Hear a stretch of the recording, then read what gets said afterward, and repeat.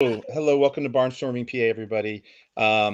This is another one of our roundtables. We're really going to dig in tonight to the rural voters, and I did some homework, so I can do some of the heavy lifting and sort of feed up some tasty tidbits for our exclusive returning champions and even writers' room podcast co-host tonight. I'll pitch it to Dwayne. You want to say hi?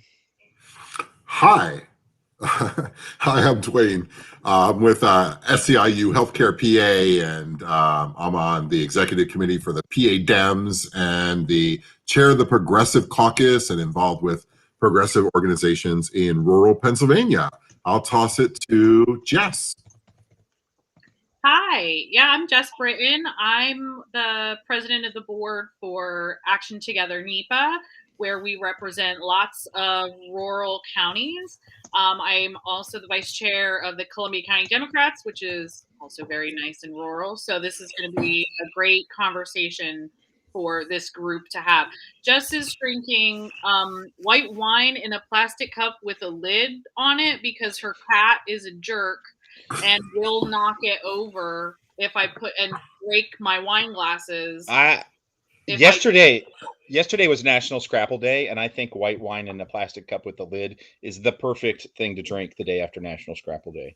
I would not eat Scrapple if you held a gun to my head. So, interesting. I want to come back to that. I will drink white wine out of a plastic cup with a lid on it. Taylor? Yes, hello, my name is Taylor, Taylor Lightman, and I am one of the co-producers here at Barnstorming PA. I am drinking Sprite and Aperitivo, because, and I guess what I'm bringing to this conversation is, born and raised in a rural area, and I also... starting in 2014, I worked for then Senator Al Franken on his re-election campaign in South St. Paul, which were some working class suburbs of St. Paul. And then I worked for Senator Bernie Sanders in Iowa, in Clayton and Delaware County for the Iowa caucus. Very rural. And I also worked in Wisconsin in some pretty rural areas, getting out the vote for Hillary Clinton and Senator Russ Feingold. So I bring experience about working in a particular part of the country called the driftless area, and the driftless area. Yeah, it's a part of the country that. If you look on a map, it was, New England is a predominantly white rural area that votes for Democrats some of the times. But the other area that does that is the driftless area, although they've been hemorrhaging votes there in the past few years. And it's kind of a very unique part of the country. So I've done a lot of professional organizing work in that part of the country. I've never heard of this. Wait, what the fuck? Where is this driftless area? Has anyone else ever heard of this? What geography? Is this in the Midwest? I'm very interested. Yeah, does it move around like a lot, or? No, so it's actually I wrote a political science paper on this actually in college. Okay, easy freshman. You've already established your bona fides. Okay. It is a region that missed the last period of glaciation, and so while most of the Midwest is very flat, this area is actually extremely hilly and somewhat mountainous, and has a very unique political and social history and economic history that's very different from the rest of the Midwest. It's northeast Iowa, that has traditionally been a Democratic area, which is odd. Southeast Minnesota, northwest Illinois, which is Sherry Bustos' district, and southwest Wisconsin, which is Ron Kynes' district. And those are majority white rural areas that are traditionally Democratic areas. Well, I'm fascinated. Here we go. Yeah. Here's the look at the. Can you pull up the 2008 or 2012. Look at the 2012. That's actually Just, that's if better. you want this stuff on the podcast ahead of time, why don't you like read the episode notes? I didn't think that let we'd be me talking. know. Here I am talking about this thing that No, used to be a big part. Can we just note to the listeners that Jordy and Taylor may need to have a hug at some point. There is a little bit of tension. I'm here for it because I like to You know, just like like dogs, sometimes we just need to fight it out. we need to hug it out at some point. Kind of looks like a wet spot between all those states. Yeah, it's I'm fascinated. Can you pull up, Jordy? Can you pull up the 2012 precinct map of the president? Because you'll see it. You'll see that exact same area. You have established your bona fides, your expertise. I'm just going to believe you. No, I actually do want the listeners. Well, but does it move watchers. around? It's called the drift thing. Does it move? It's drift. I'm not going to subject people to me searching. I will look for it. Drift less. It stays exactly where it is. Right. Oh, I got it all wrong. Yeah, backwards. I mean, like, this is high quality podcast content. Taylor, what search terms would I use? 2012 precinct map, presidential. Yeah, I'll find it for you. Yeah, the New York Times has a map. That'll show you. By precinct? Yeah. Listen, you can share your screen too, can't you? Can't you put? Can I? Oh my god! Anyway, Dwayne, how are you? Let's just quit the whole thing. No, I do want you to see this because I want. I believe you. Just open it up. It's right there. Yeah. I want y'all to know. Okay. That this is a real thing. We're gonna drive away the audience and our stellar we can cut this co-hosts. Jess is really bad all of a sudden. Just kidding. It could be. I'm gonna feel like such a jerk if it really does happen. There's that wet spot again. There's your episode title. There's that wet spot again. Oh God. No, That's not it. Yeah, this is it. No, the precinct map. This is the one you put in the. Country, this is the one you put in the chat. Please. Yeah, I kind of recognize that one. Yeah. Oh, it's not. Okay, I got it. Hold on. Well, now it's gone. Scroll. He was only getting part of the screen. It's not. I don't know why. It's not like. It didn't. I changed my window, but it didn't change. Is that the right one? Yeah, that's the right one. Okay, you see what I'm talking about? This roughly is this. Oh, there's that little red spot. No, it's blue. No, can you see my cursor? Spot. Oh! I was in the northwest corner of I was in the wrong place. It's over here. It's the Mississippi. There we go. Yep. Yeah. Oh, yeah. That is interesting. Here's Milwaukee. Here's Chicago. And if you go the Twin Cities, and the darkest blue one is Dane County, which is where Madison is. But everything else is very rural, very white, and Democratic voting. Well, and longtime listeners may be fascinated to hear once again that one of these, I don't know which one, Taylor, is Rice County. Yeah. Is it one of them is? I can't that tell. I can't see. Cool. I think that is Rice County. Yeah. I think that blue one is Rice County, where 50% of our podcast guests tonight went to college in that small town. And Taylor's right. It is rolling hills. I climbed bluffs in that area when I was in college along the Mississippi River. So, Taylor, you are 100% right about everything. I yield to you. Yeah. Anyway, we can learn from them. Although it's really eroding right now, so I don't know. Well, okay. I'm glad anyway, that's what I'm bringing to the pot about rural Democrats. Awesome. Well, this will work great for the audio, the purely auditory audience. We can cut some of this recommend if you're only listening to find this on. Yes, we'll put some links in the show notes. YouTube, whatever. Watch the feed, but just watch all of our faces as we react to the frustration of that conversation.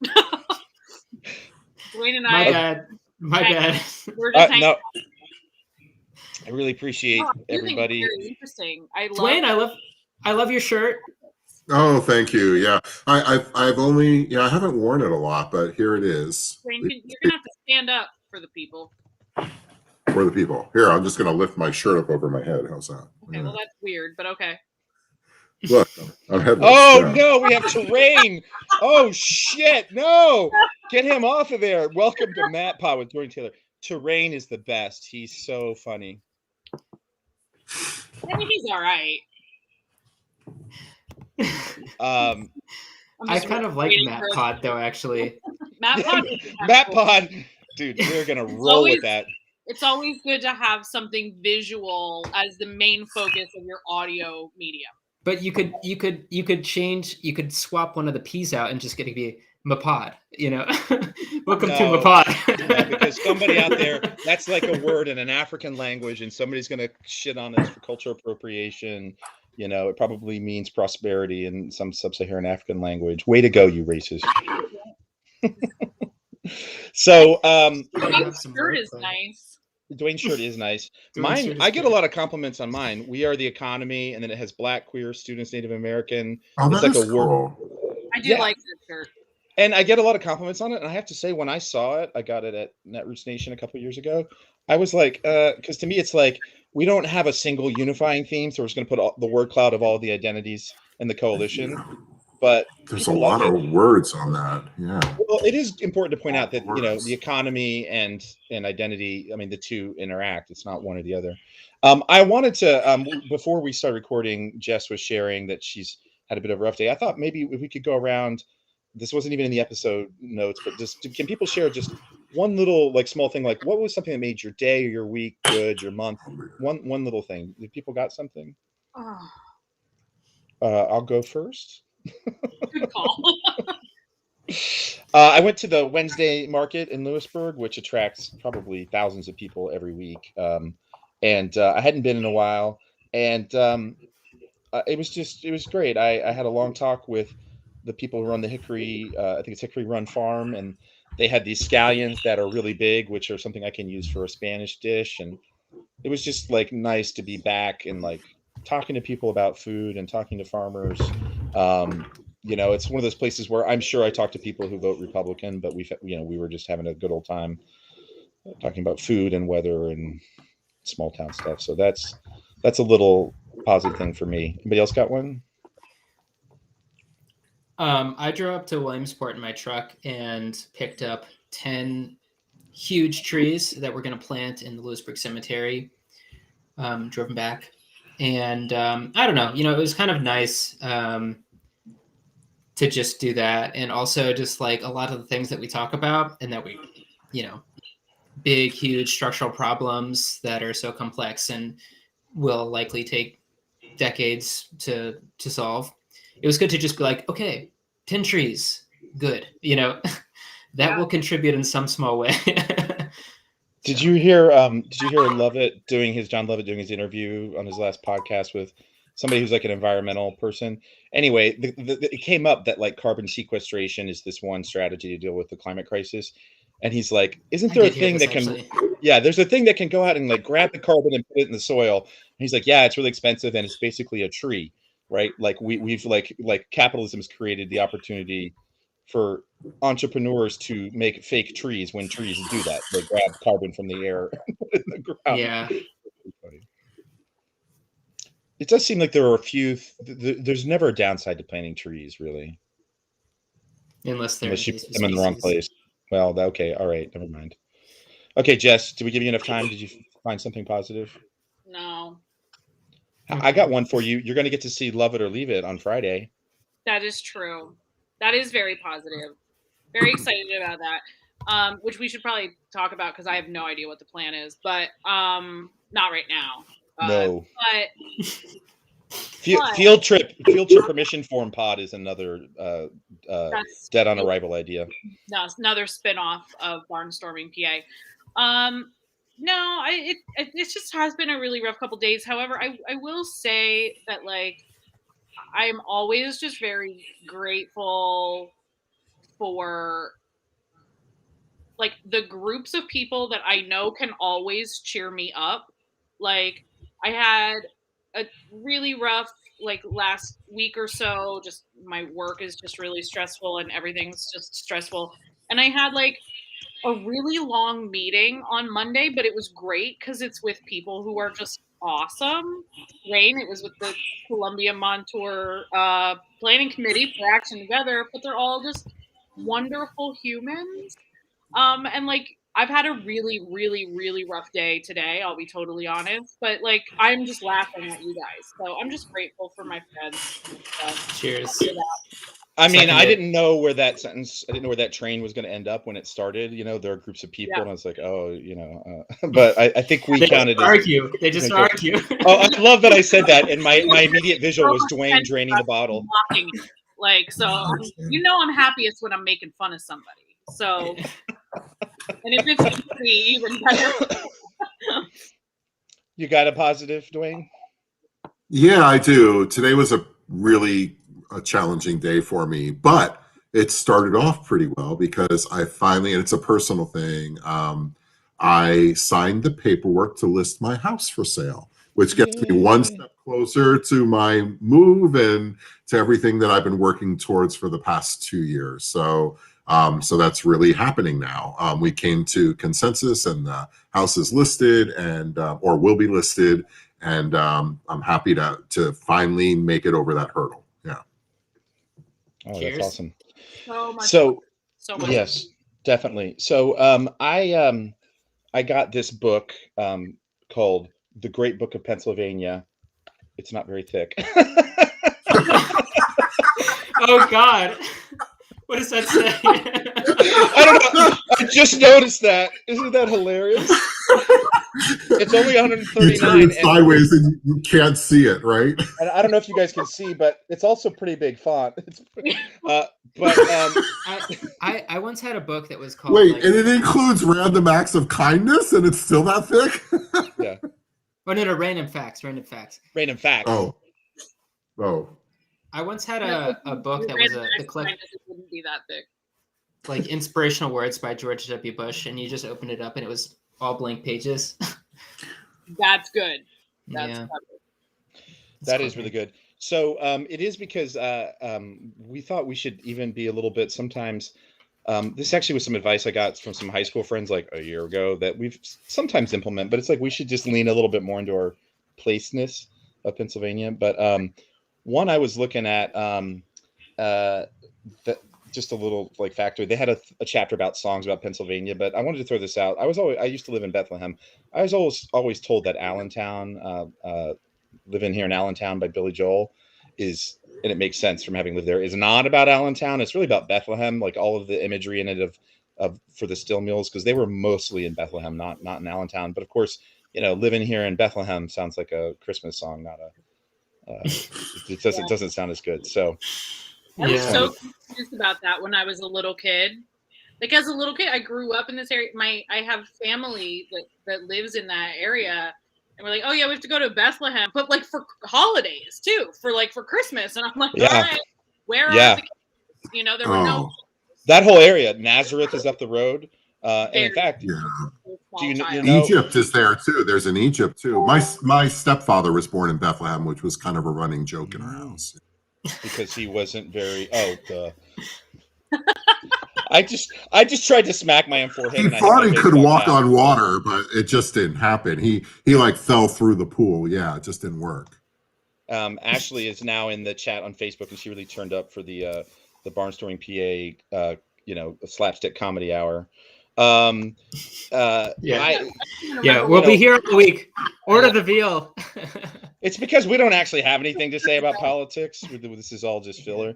No, but the thing about Bethlehem is like, again, the Moravians who they came to first they were in Georgia because they were one of these Protestant groups chased out of Europe. So first they went to Nazareth. And they were in Nazareth, which is up the road from. Yes, I'm not kidding. From in that area. No, I was thinking Georgia when you first said it, not Georgia. Oh, right. Like, they came from Georgia. I was very confused. Like, what was their route? Yeah, well, they went to Georgia, and then another map on the screen. Yeah, let's pull up a map. Yeah. Wait, were they drifting? Okay, I think that the educational minute has crashed and burned, but they were in Nazareth and they had an argument over theology. Like they were there working on the estate of somebody who wasn't an Anabaptist, because the Moravians are basically kind of Anabaptist. And so it was literally Christmas Eve. Like that's just so, to me, those Protestant groups, they're like, yes, it's freezing cold and it's middle of winter, but we disagree about theology, so we're going to leave. And they went down the creek and they founded Bethlehem. So, I bet it there you played go. out different. Okay. IRL. Did they at least follow a star? You know? Yeah. I don't know. So we're Were going they to do riding camels? Did they come bearing gifts? There is no, I don't think frankincense or myrrh grow in Pennsylvania. I think those are Not exclusive yet. to the Arabian Peninsula. Not know. yet. Oh yeah. Way to tie it back into climate crisis. Oh, Yeah, there we go. dark. A+ tie-in. So in theory, we're going to talk a little bit more about rural voting, and for people who are listening or watching, I think rural voting, rural voters, rural politics. So there were two things that I tried to get into people's hands, and we haven't even done housekeeping. All right. Well, anyway, one is a New York Times article from Sunday. We'll do housekeeping in a sec, and the other is some really, I think, really interesting polling that digs deeper. And I'm going to pull out some sort of tidbits, nuggets for you guys to reflect on. Taylor, yeah, the housekeeping. 25 minutes into it. Yeah. Like subscribe us. to the show. Subscribe to us. Subscribe. Give us money. Become a member on Patreon for just $5.70 a month. Right. And which, if my mom listens to this, she sent me a check because she can afford $60 a year, but not $5.70 a month. I couldn't quite get it. I love you, Mom. Barnstormingpa.org. Trogs is not a patron. But we would be happy for them to be one. Yeah, and even though we're just talking, it's not free. And that's what it is. I tried to recreate that and I fumbled it the other day. And I love that slogan. Yeah. So two more quick things. Yeah. So go ahead. I mean, one is there's another episode that's going to go up very soon. I did an interview yesterday with Tyree Little and David Garlock, I think, who are both with Straight Ahead, which is an organization that's new in Pennsylvania that's working on 2 bills to address real profound issues affecting prisoners and incarcerated people. There's an event in Williamsport, so if you're anywhere near Williamsport on Saturday, it starts at 1 in Brandon Park, and it's, they're both of them formerly incarcerated, and they talk about their experiences. It's really powerful. And the other is, I think we can take a little bit of credit. Lori Dumas is now ahead in the Commonwealth race. There were close to 100 watches or listens on our platform of just that interview. So, why not? I think independent media matters, and, we might have played a small part. Yeah. Yes. Thank you, Ashley. That is great beer. She said her husband Ryan said that's great beer. Oh, I have to say this thing. This is so funny, and it's very visual, so it's right on brand.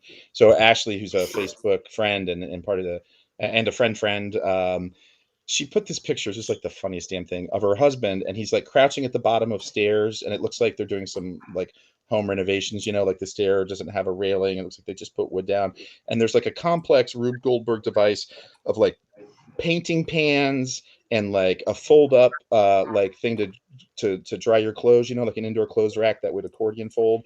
And then on the stairs is like a wet dry vac pitched at an angle, and he's crouched and he sort of seems to be like looking into part of the wet dry vac. Like it just doesn't make, like, you kind of picture that. And then Ashley's caption was this is why women live longer than men. Oh, it was great. But seriously, no, that's amazing. It was great. I want to have her on. She's super funny. All right. So New York Times on Sunday had an article that they published, and it was really mostly about Virginia. And the title was "Democrats Thought They Bottomed Out in Rural White America." It wasn't the bottom. Anybody who had a chance to read it, like, what stood out, or any, is there a there, or is this just rehashing things that we all already knew? Should I put it up? Would it be useful if I? I don't. I Don't put it up. will say I didn't read it with as much in as much depth as I would have liked to, but just because I just didn't have a chance. But it's nothing new, right? Like I do think it's the political media going, oh, here's this problem, like I think anyone who has done any sort of organizing outside of the major metropolitan areas knows that this is a problem. It's significant. But I think we also know that there are ways to deal with it. Now, I'm not saying that we all do a perfect job of doing that, but I didn't see anything new in terms of nothing shocked me about that article. But Yeah. Let me pull out. But if we're not going to do anything about it, then it's just going to keep happening. And if I could actually go next, Rudy, I actually think that, like in Pennsylvania, I'm probably going to have people jump on me about this, but like, I actually think we did pretty well here in Pennsylvania. And if anything, we had a Philadelphia turnout problem. I thought we did pretty well in Pennsylvania, and that we were able to pick up one of those seats, which were all previously Republican. So we are gaining a seat after this, even though we went 1 for 4.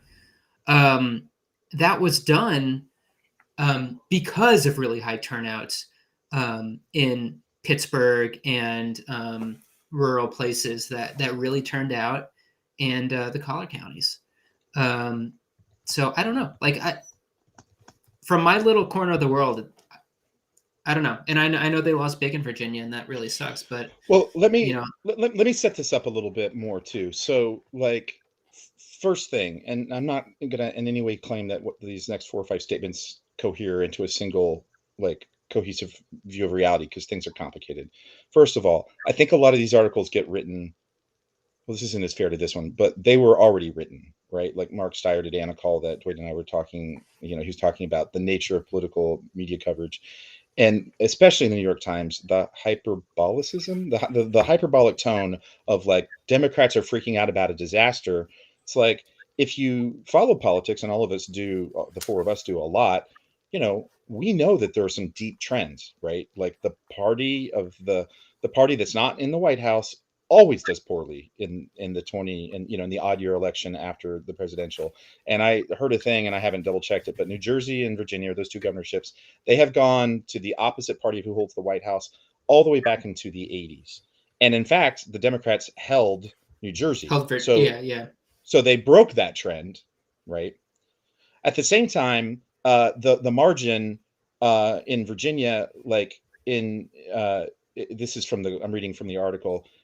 In Virginia, things can get worse. In 2008, there were only 4 small Virginia counties where Republicans won 70% or more of the vote in that year's presidential race.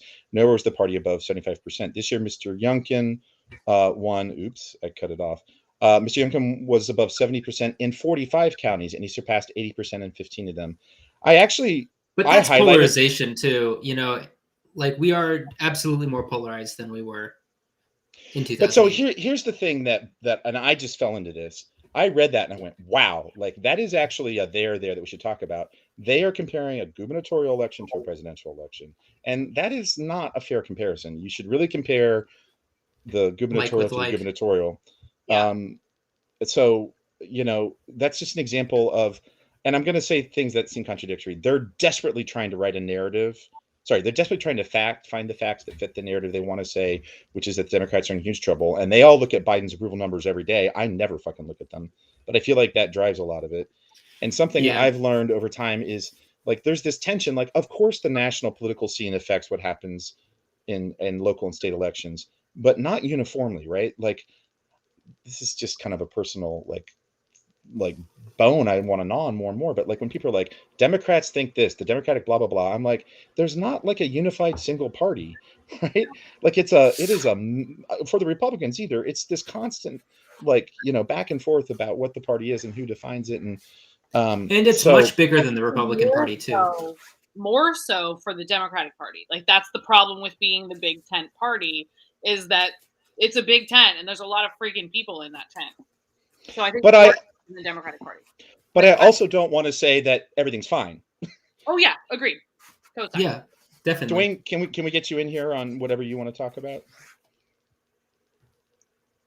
No. Okay. No. Go. Your mic is not on. Oh, I'm sorry. I think that everything that's been said makes a lot of sense to me at this point. I mean, I don't think that there's anything new there.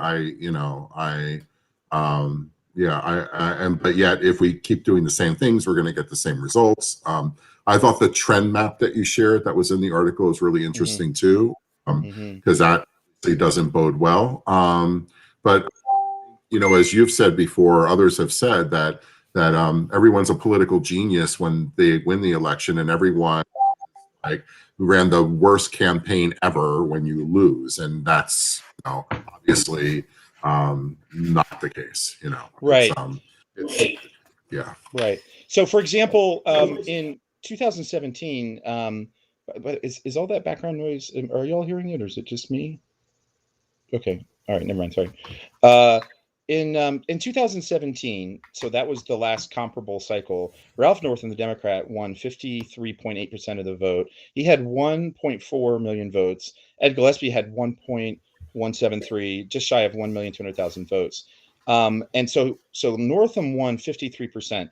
Glenn Youngkin, right? So Northam had 1.4 million. Glenn Youngkin got 200,000 more votes. So right there's an important story about turnout, right? And so this is one of the things that I find frustrating, because so much of this political reporting just looks at the ratio, the win-loss ratio, without looking. There's always two questions: what was the electorate that turned up, and then how did it split between the candidates? And if you're not addressing both, I just think you're not doing good reporting. So what drove this turnout, right? And so it's easy to say, oh, the Democrats are in shambles and disaster, blah blah blah. Maybe the issue wasn't whether or not the Democratic brand is so awful. We'll get back to that. But part of it was they didn't turn out their voters. Is that, am I being dense? Is maybe that's so obvious it doesn't need to be said? I just feel like it's not said enough. No, I think it is obvious so I think it's obvious to organizers. Apparently it is not obvious to political reporters. And I think those are different groups. Like, all of us as people who, try to convince other people to get other people to come out and vote, right? Like, we take away from that, like, okay, we did not get our people out. We did not motivate our people to go and do this. We did not give them a sense of agency in what was happening. Where, again, like, you're looking for clicks and eyeballs on a story, and what sells apparently in the political media is this party is a mess, and what are they going to do to fix it, and whatever. Where I think hopefully the audience for a podcast like this is more in line of thinking, like, what is the real problem, right? Yeah. Like, not what is the media narrative problem. Like, what is the real problem? Why aren't people getting out to vote? Like, it's not like a big overall question. It's, why is your neighbor not voting, right? Like, and that sort of thing. Like, those are the questions that I think, like, we would ask, that I would imagine a lot of the people who listen to Barnstorming would ask. And I just think that it's like two totally different ways of thinking. Yeah. I'm kind of glad that I looked at this and went, well, yeah, it all makes sense, and we have to do better. Nothing was like a big revelation. And I should say that, like, from my perspective, the reason why we won 2018 was not because Donald Trump was so bad. It was because that we recruited great candidates. We got engaged. Our candidates were able to get their message to a lot of people, and we were hyper-focused on the economy and healthcare and climate. And we got on the ground really early and talked to people nonstop for 6 months, instead of showing up in October and being like, hey, we need you to vote. Yeah. If I could hijack this for 1 second. Have I ever stopped you before? We have, in the past, on building rural democratic capacity, we have gone around the roundtable here and said maybe like one idea of that could help this, just from our perspective as people that work in more rural areas in democratic politics. One idea that actually Chip had a while ago that I'll bring to the table is that the DCCC or the Democratic Party in some way should hire one organizer for each congressional district, and just they're there full time, and that's just something that they do. I think that's a great idea. Like, we just have, like, it wouldn't do much in a very urban area where there's like a huge population, although each congressional district is roughly the same size. But like having one person on the ground, at least in one of these rural districts, would mean a whole lot. That is like here for the long term, from my perspective. Yeah, I totally agree. I mean, Dwayne, do you want to? Actually, Dwayne, you brought up some really good points about Pennsylvania, but I want to say one more thing about the article. It's a slightly different piece, but it stood out to me. So let me see if I can find it real quick. What they said was they interviewed some people in the article who've spent a lot of time in rural areas, and it was somebody saying, oh, here we go. So they talked to Representative Dean Phillips, who's a Democrat who flipped a Republican-held seat outside Minneapolis in 2018. And this Dean Phillips said that when it comes to issues that concern rural America, his party is afflicted with a, quote, disease of disinterest.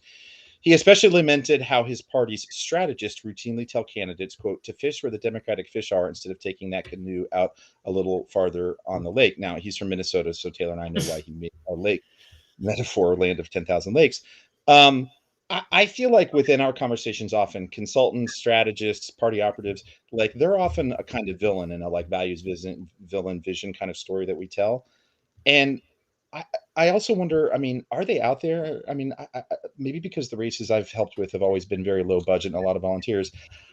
I'm just wondering, is that a thing? Because I get it conceptually, right? Like if you make your money by finding campaigns that are winnable and going there and convincing them that you told them the thing that's winnable, right? On the margin, you should invest money where you think you're going to get votes. And long-term, long-shot bets on hard-to-win rural districts are not it, right? That makes a lot of sense to me as a reason that these strategists. So that's kind of two questions. Are these strategists a real thing that are out there? And like, why do they keep giving advice that seems to run counter to what we think needs to be done? So I would say yes to the first question. Yes, they are out there and they exist. But to your second question, why are they giving advice that's counter to what we think? Because like you answered your own question, and I think you know that, but like you answered your own question, which is that they write off these sorts of districts and these areas because the margins don't seem close enough. So our job here, and for which we don't get paid much. For which we don't get paid at all. But even though we're just talking, it still costs money, right? Or we're just something. Taylor, was I close? Yeah. But like our job is to build the infrastructure to make it feel to them like it is competitive and it's worth investing time, energy, all kinds of resources. And that's not something that happens in one cycle. So, and the reason for doing that is because the investment is worth it, right? It is worth it. Otherwise, it's transactional and gets you the opposite result. And we can even see that in populated areas too. So turning it to like what we just experienced in Pennsylvania, one of the reasons why we had only a 19% turnout in Philadelphia, which is deplorable, to use a word, is because they're feeling very transactional there about an election in 2021. And when you compare that to like, a place like Erie, who had an amazing turnout, like 39% turnout. You compare it to Pittsburgh, like Allegheny County, who had 34% turnout. Now they did have a big mayor's race out there. There were other things on the ballot, but honestly, like judges, like why isn't that, something, and we witnessed some of this because of that transactional relationship. So it's not about how much money was dropped this cycle.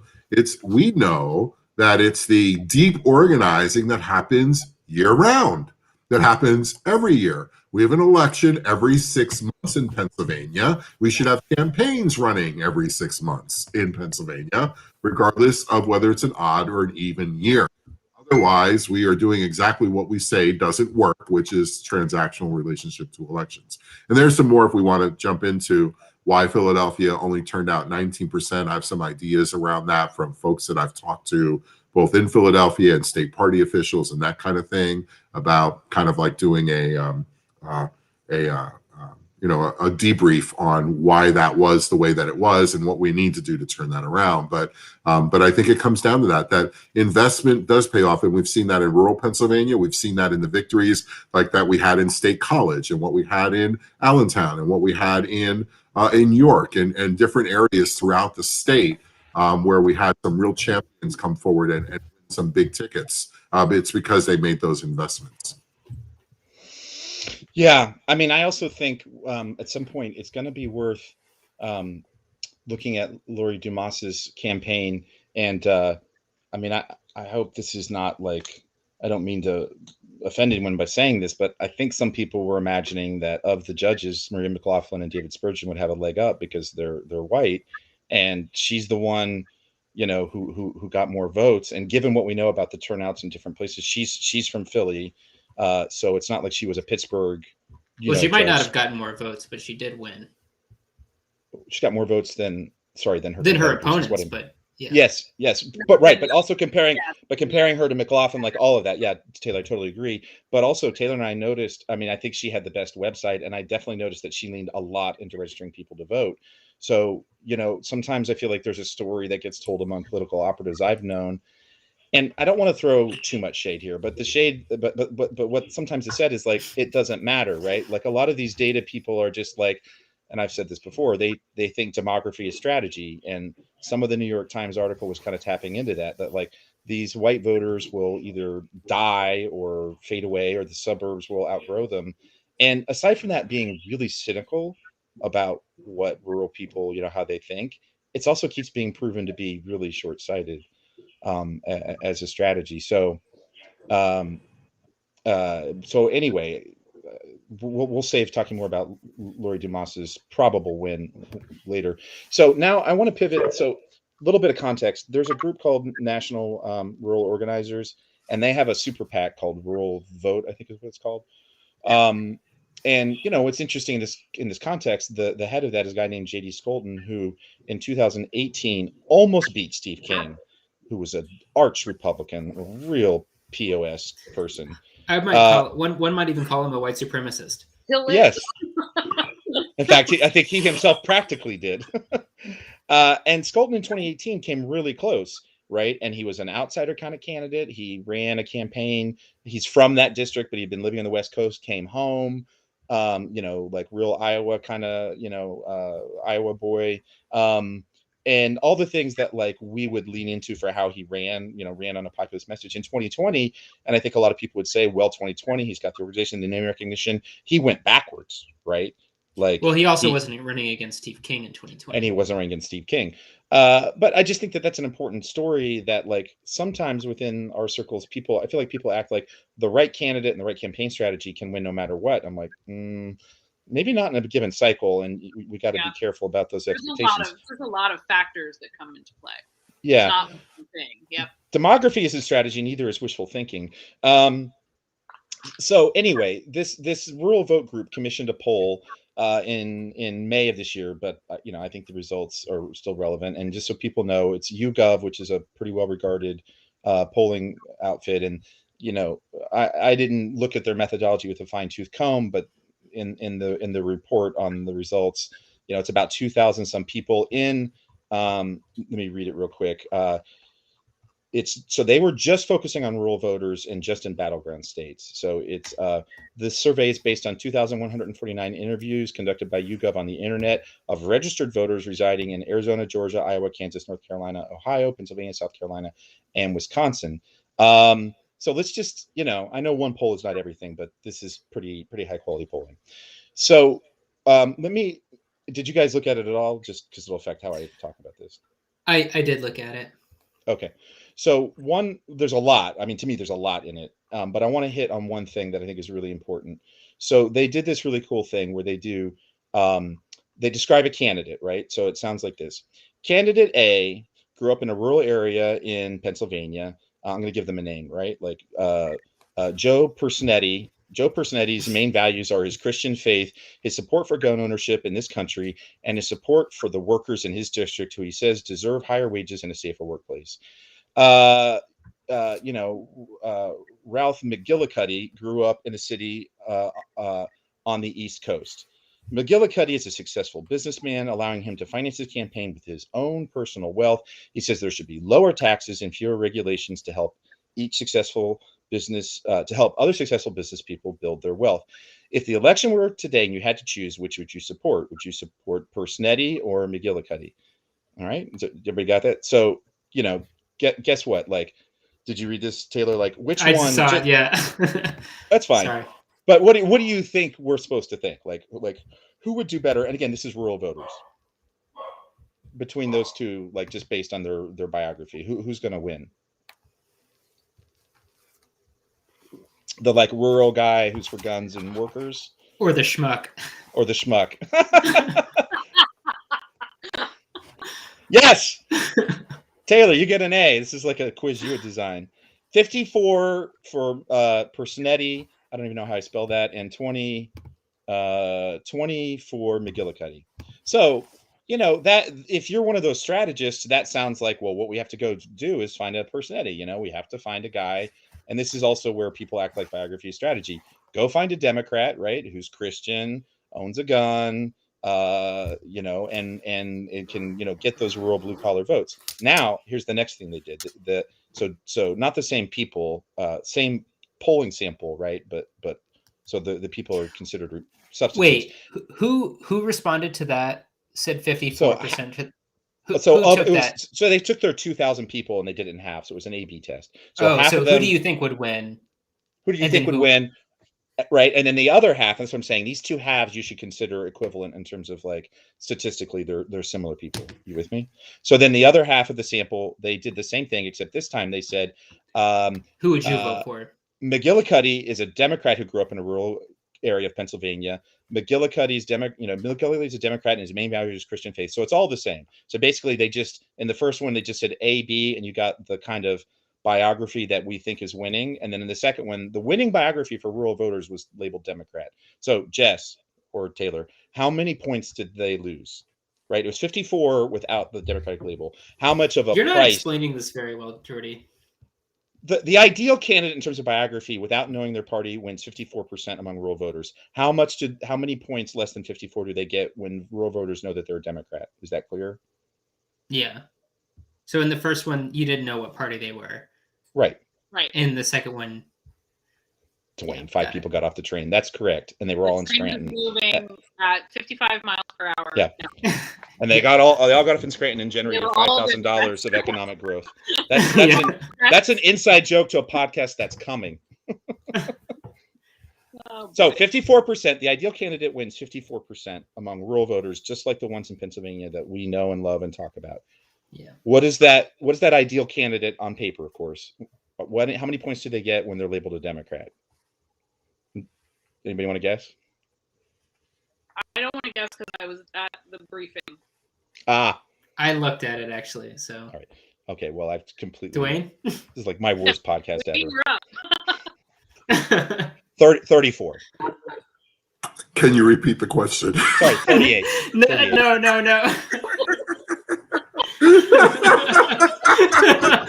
I'm sticking with my answer. It's my final answer. 5 people got off the train.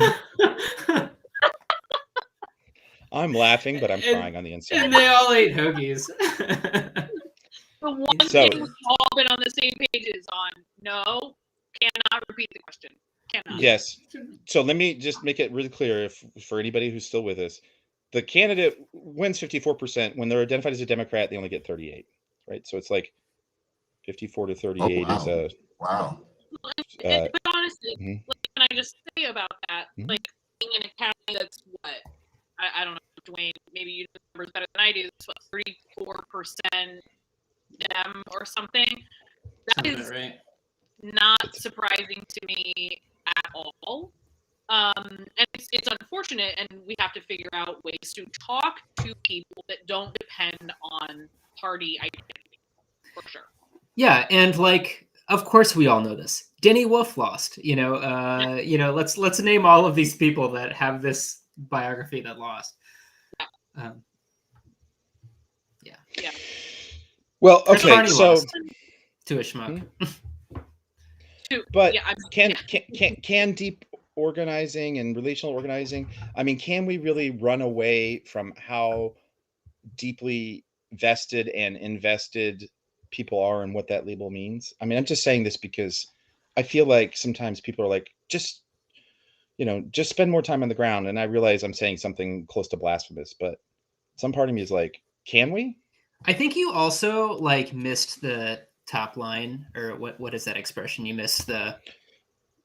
I mean, they had a top line. I didn't choose to highlight it. So the Democrat got 38% of that vote. The Republican got Mhm. 39%, and Mhm. 23% were undecided. So, like, Mm. I don't know. I think you're pointing a picture of doom. In that instance, like, we're in the running.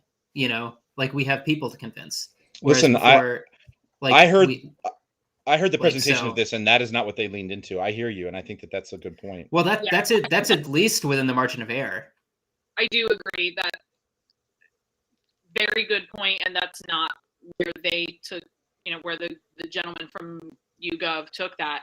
But what I would say is, like, time on the ground is not its own thing, right? Like, you have to build those relationships. Like, if you're just scattering your time on the ground out, it may not be as helpful. But if you're building relationships, and this is something that also came up in J.D. Schulten's talk on, or at some point in this rural organizing thing that Jordy and I were both on.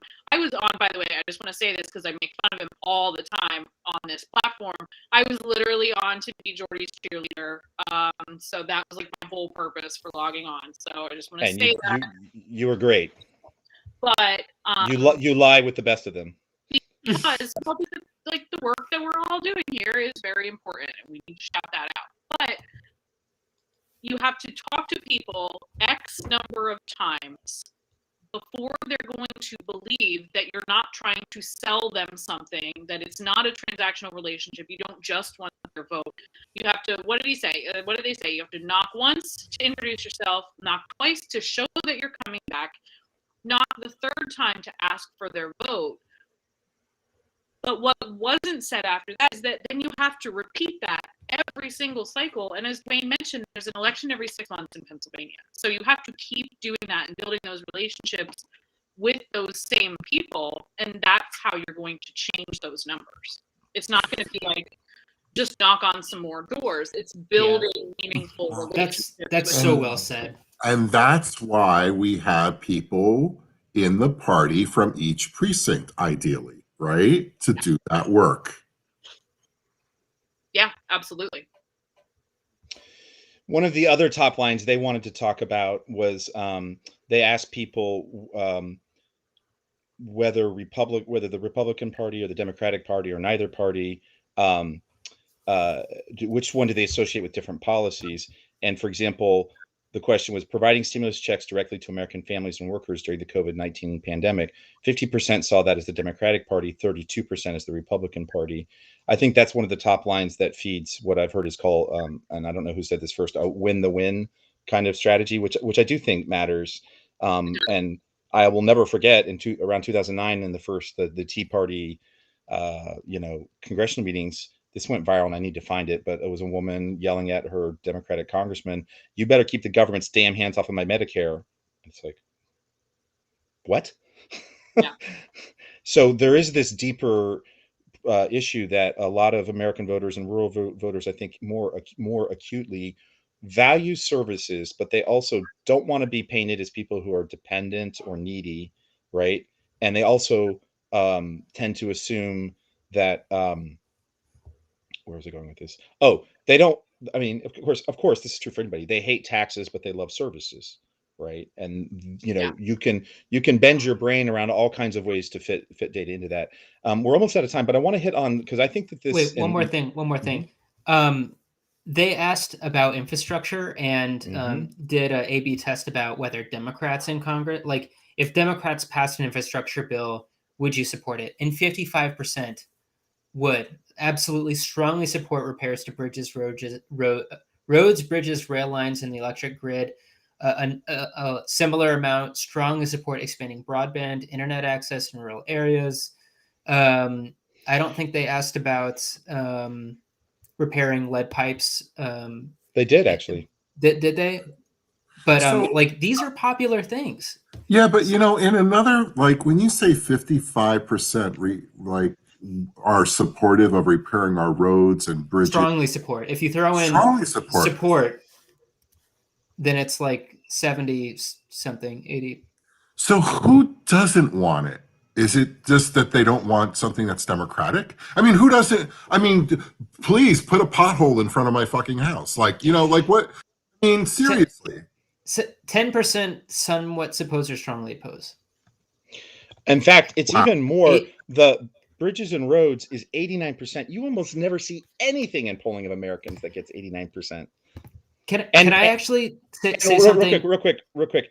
Sorry, real quick. And it's and in fact the oppose is only 7%. So it's only 7% opposed. The others are just not sure because they're stupid. I was in a conference call today about obtaining a American Rescue Plan funds for recreation trails, greenways, and stuff like that. And a question was asked like, we at the time said that we waived any amount of money from the ARP because we weren't happy with the administration. And we don't want to do that anymore. Is it too late to ask for the money? And they were like, no, unfortunately, if you waived it, you waived it. Sorry. But it was a moment of sweet, yeah. You do want the pot. You do want to fix the potholes, don't you? Hey, Jess, can you mention the Alicia thing, and I'll stick the link in the Facebook chat. Yeah. So I just want to say, like, these conversations are happening.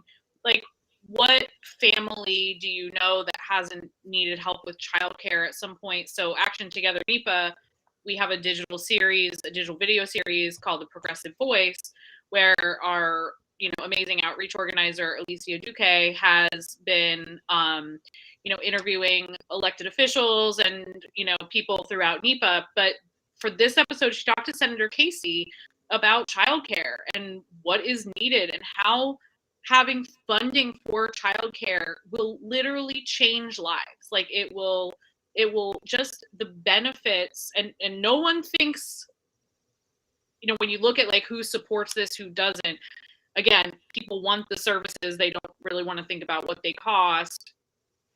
This is something that is transformative and will absolutely make a difference in so many people's lives. Lots of Democrats and lots of Republicans. So it does not matter. Everyone needs help. Every family could use a little bit of help. And when we talk about the substance and the way that people will be access these services that can help them, that is how we can change the narrative. So just want to shout that out. Watch it. Interview with Senator Casey, who has been such a champion on this issue. And I think it's just really important to lift that up when families are struggling. Families were struggling before the pandemic, and then, that got exponentially worse in the last year and a half. And there is help on the way, and there's help on the way because of the Democrats in government, not the Republicans, who all voted against it. So here's and maybe we should come back to this because I still think there's some important things in these results, and I'd also love to see if other people have duplicated some of the results.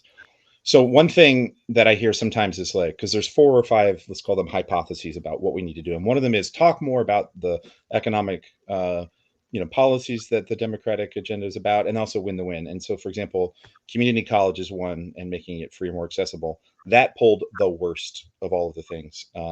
It got strongly support combined somewhat, and totally was, I think, 47%, compared to like the 89 for Bridges. And also paid family leave only came in at 56. So some people would be like, Jordy, look, that's a majority. But Jordy, look, that is a majority, right? So that's true for Casey. And I totally applaud Casey and what we're doing about that, because it is what people need, but it's not doing as well, right? And I think that the lack of support in among these rural voters, for me, like that fits with what I was saying earlier. Like rural voters have this really innate sense of that they're supposed to be reliant, and other people are too.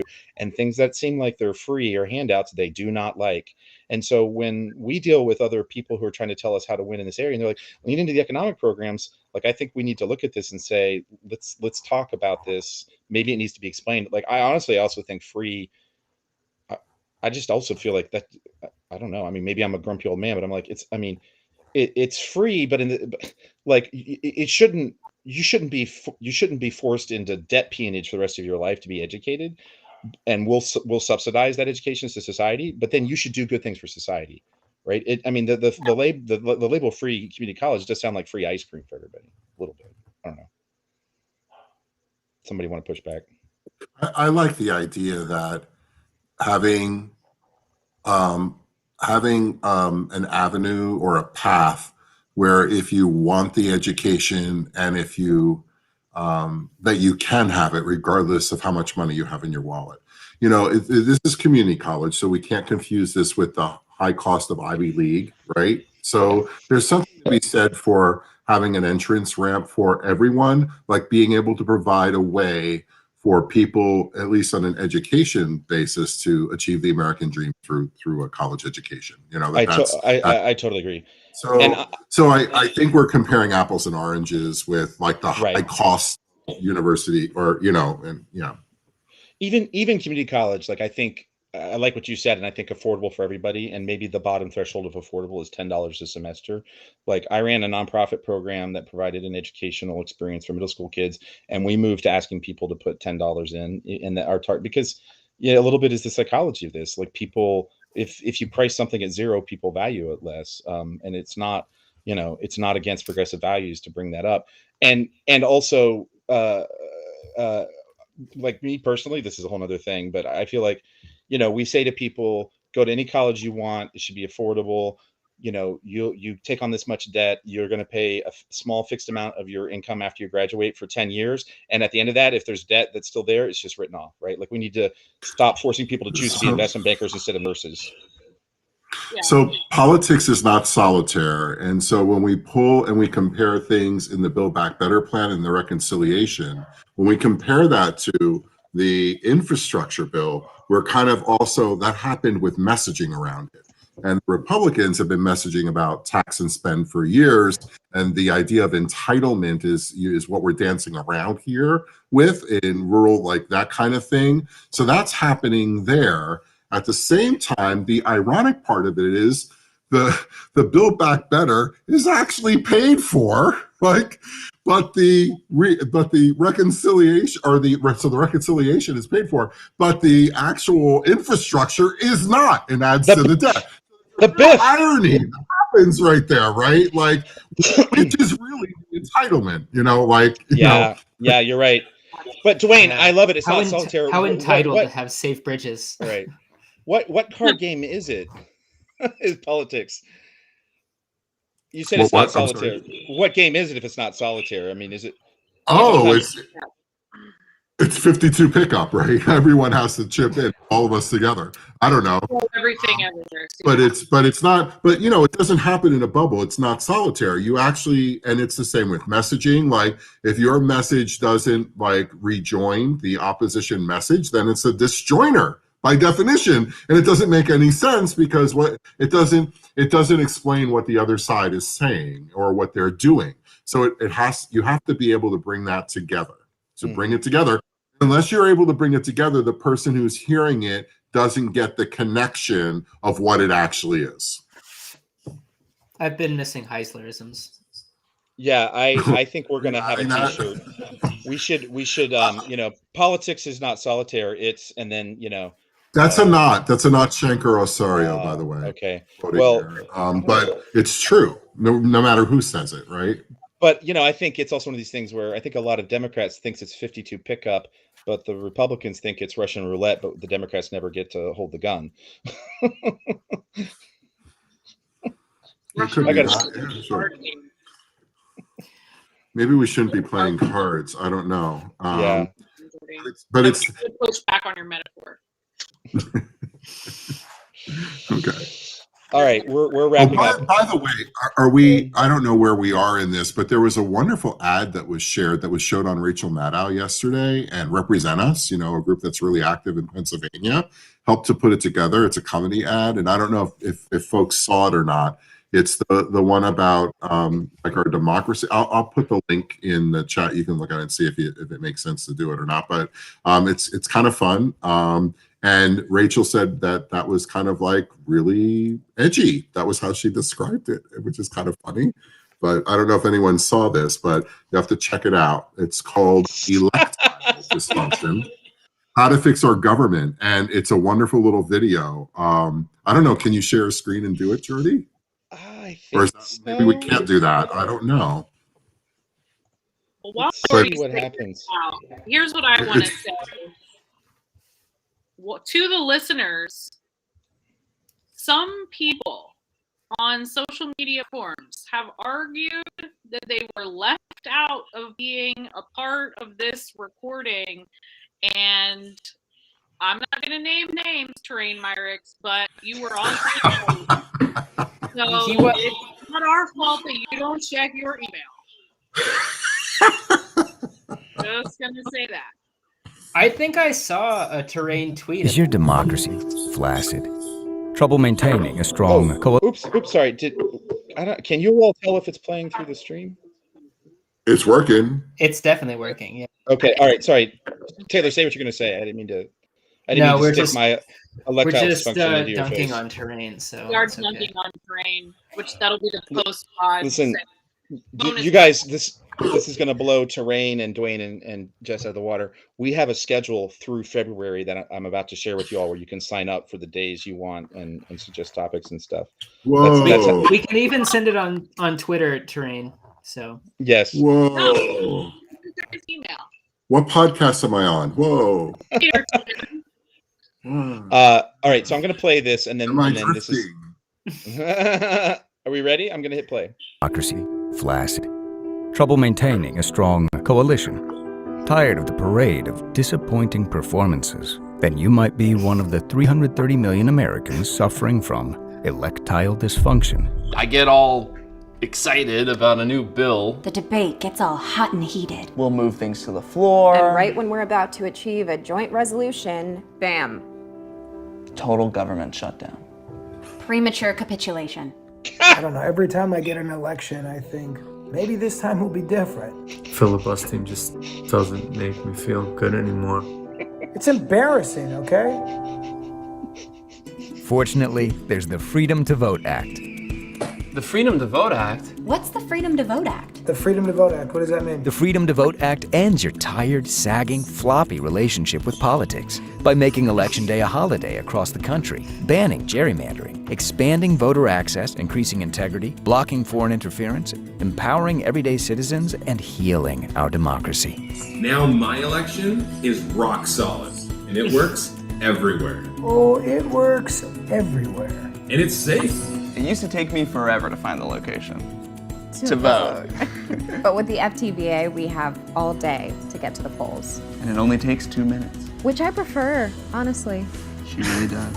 The Freedom to Vote Act is only for democracies healthy enough for electoral activity. Talk to your representative if you are experiencing greased palms, lined pockets, dictators, neo-fascists, or other pre-existing conditions, as you may not be healthy enough for the FTVA. Passing FTVA may cause an increase in being heard, power, a full expression of your inalienable rights, representation, and a rare federal condition called accountability. If you experience voting lines that last over 4 hours, call your senator, as they have not passed the FTVA.